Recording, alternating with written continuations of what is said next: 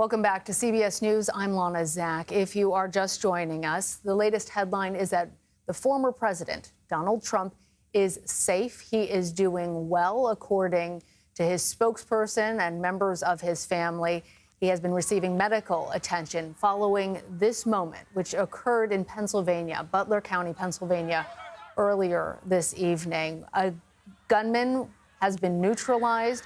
But we also understand that in addition to the former president being in good condition, that there were others who have been critically injured and at least one other fatality in the crowd there. And as we cover this attempted assassination attempt of a former president, a current person who is about to receive the nomination of his party, we want to ground this moment in history. I want to bring in presidential historian and Rice University professor Doug Brinkley, who joins me now. So, Doug, help us with this moment in historical context, because immediately we see this, we react to it in a visceral way. But there are 9 individuals who have had that title of president before their name that have previously endured assassination attempts. Give us more of an understanding of how that changes a person, how it changes a society. Well, it profoundly changes a person. When Ronald Reagan was shot in 1981 at the Washington Hilton, and he was raced to George Washington University Hospital, he gave that famous line to Nancy Reagan, "Honey, I forgot to duck." But it was a touch and go situation. And in his diary, President Reagan wrote when he woke up from the surgery, he looked at the ceiling and said he was going to give his life to God. It had a profound religious experience for Reagan. Theodore Roosevelt was shot in Milwaukee in 1912 as an insurgent third-party Bull Moose candidate and got hit with the bullet and continued speaking while bleeding, but was then rushed to Chicago to be hospitalized and taken care of. The good news here is President Trump has a superficial wound. It seems like he says he's fine, but going into Milwaukee, with a bandaged ear, with prayers for people that are critically injured, with reuniting with his wife Melania. There, it's very dramatic, and no matter how much Trump feels, he's in control. He's had adrenaline right now, but this will all be very sober on the family that he came, a couple inches away from really being hurt badly. Yeah.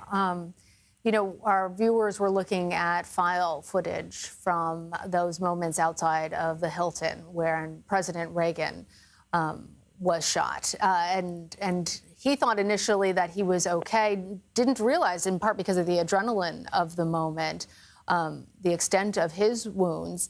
But it also profoundly changed him, even though he continued with the humor. As you mentioned, he also said at one point to Nancy, getting shot hurts. So he kept his humor throughout all of it, but it also changed him at policy levels. I understand that he came out determined to try to end the Cold War as a reaction, that he supported the Brady bill to encourage gun control. I was reading the op-ed that he published in the New York Times as the nation was considering that.